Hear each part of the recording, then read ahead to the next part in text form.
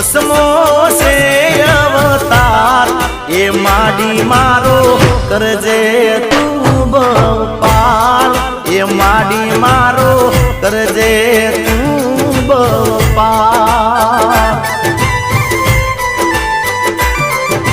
હે માડી હરખે આરતી ઉતારું આજ હે માડી મારી રાખજે તું માલા